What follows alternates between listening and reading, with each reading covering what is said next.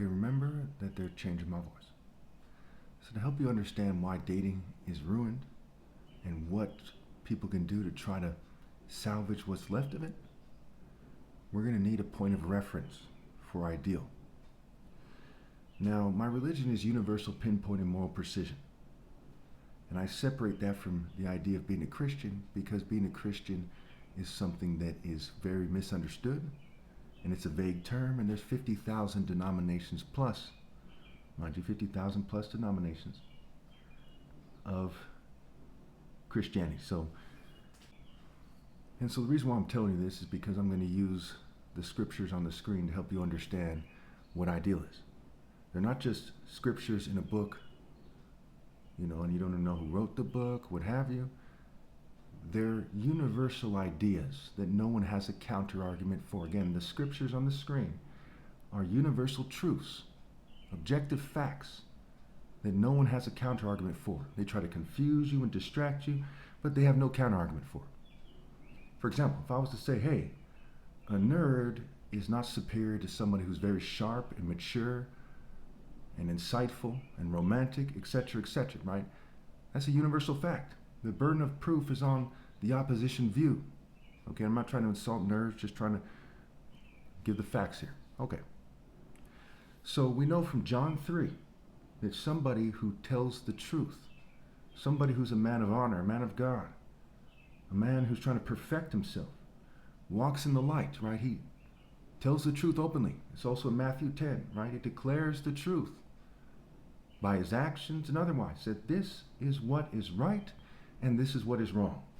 So when you see me citing Psalm 45 and Proverbs 11:22, etc., when I'm talking about what ideal is and what a woman should think, what a woman should do, what everyone should do, what have you, and I'm doing so openly, and they're trying to hide behind the scenes, they're saying stupid stuff in their videos, they're being vague, they're being dishonest, and it's very clear cut.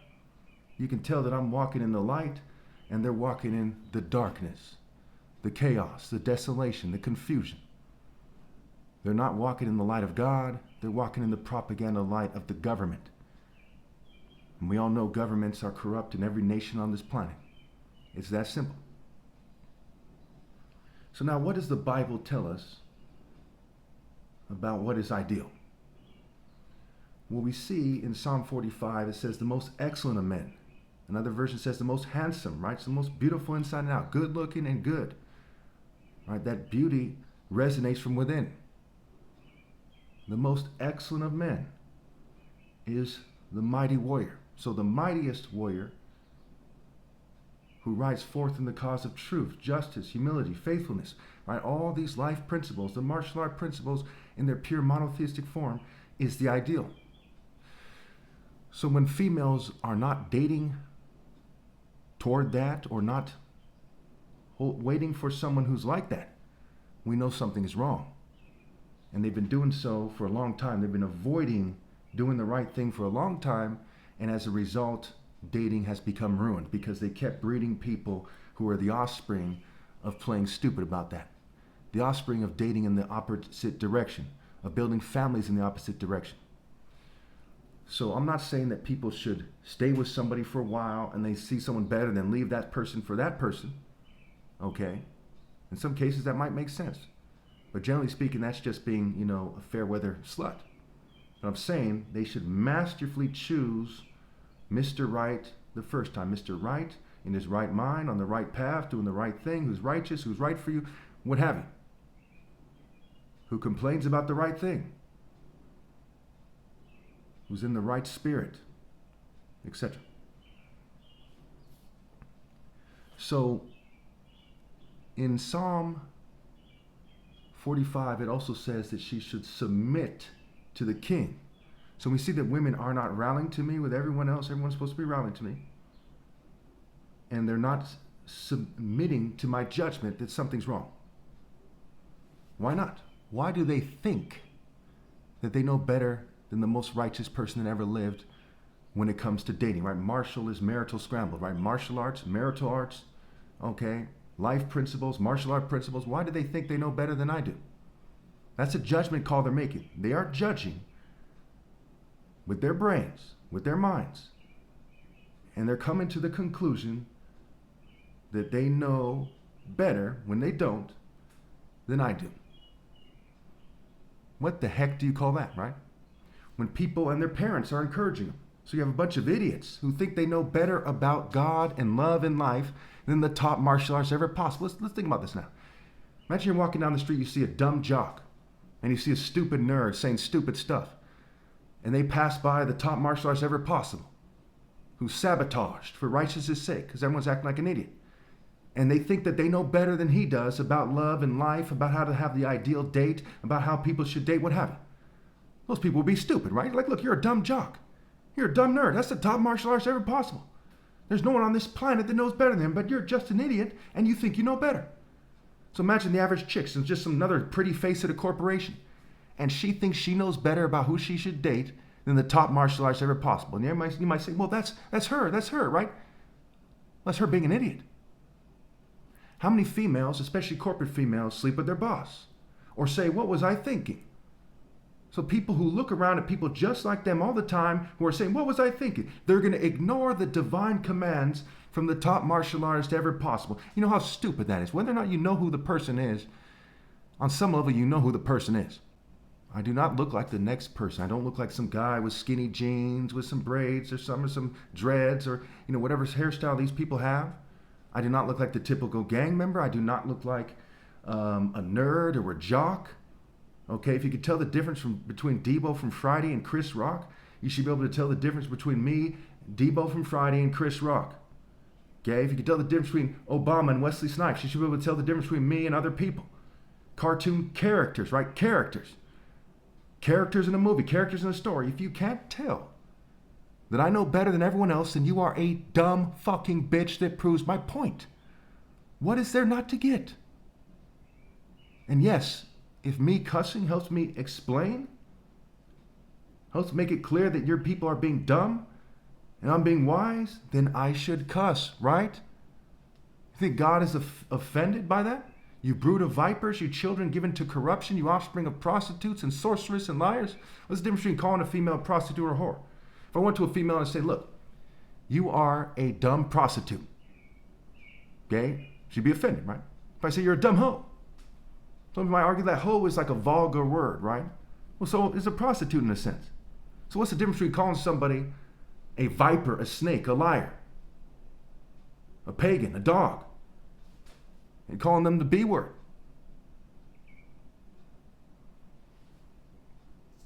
Okay. Pretty straightforward here. The importance of the argument transcends the idea that I should be careful not to cuss. For those who are new, who would have thought? So, as we look at this situation and we see the decisions that they're making, not only do they have the opportunity to break it down logically on a piece of paper, and they fail to do so effectively, they should just know right away. They're just a corporate chick, some chick in the FBI, some chick who works at a law firm, a nurse, a doctor. They're just another one of those. Where of all the martial artists who ever lived, putting their heads together, trying very hard, or putting their heads together with the people around them, trying very hard to be the best, I came out as number one because I'm the smartest person that ever lived. Don't you think I know better than just another attractive female about what she should do in life? Not only am I the smartest person ever, this is what I do. What they do is just suck somebody's dick like a dumb fucking bitch and follow the crowd like a stupid bop. What the hell is there not to get?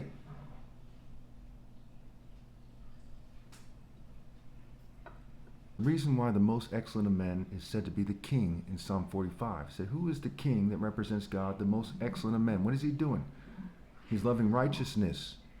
He's riding forth in the cause of truth, justice, and humility. As who? As the mighty one, as the mighty warrior, as the most mighty warrior. The idea of God is with me, so no one can beat me. God is with me. Who could be against me? The Lord Almighty, like Father, like Son. So as we look at this situation and we ask ourselves, what is fair and just and right? After society has been shunning me for all these years, an unnecessary overkill, mind you, You think females should get together and say, hey, we should decide what we do, not him. When you did that, you decided to shun me, the most righteous person that ever lived. And I'm 44, going to be 45 this year, and you still haven't corrected your mistake. So not only do you make a dumb decision when it comes to the most important thing, you don't correct your mistake for many years, okay? And there's no sign that you ever will. That kind of stupidity should not determine the direction of humanity and should not determine the direction of your family and your offspring. Just because you have free will doesn't mean you're not supposed to listen to me and obey God through me. You are. Just because you have free will to beat your kid with a bat for no reason doesn't mean you should. And far worse than that is thinking that you know better than the most righteous person that ever lived and said, hey, in the Spirit of God, I'm telling you to stop doing that, this very important matter, and obey God through me. When you don't do that, it's called being an idiot. For those of you who are still trying to understand that, think about the word animation, right? It comes from the word animus, meaning spirit. So they're in the spirit of Clueless, or Sabrina the Teenage Witch, or Cardi B. They're in the spirit of Britney Spears. They're in the spirit of Stormy Daniels, some dumb airhead. They're in the spirit of an airhead. And I'm in the spirit of moral precision and wisdom. And their decisions affect everybody. And they say that the children are the future. They say that God is love and love is the answer and so on and so forth. Now, who do you think should make the call? On behalf of all attractive women, who should make the call? Them themselves? They have ruined the world, exerting their power. Guys going gaga over them. They have ruined the world with their dumb male counterparts, with the idiots out there, with the governing class, with the people in their cultures. They have ruined the world to a T. They have ruined dating. They keep spreading their legs for scum and rewarding them for their scumbag behavior. They've ruined everything. You think you should continue on this course? This is not rocket science here. When you think they should obey the smartest person ever lived, this is not very hard.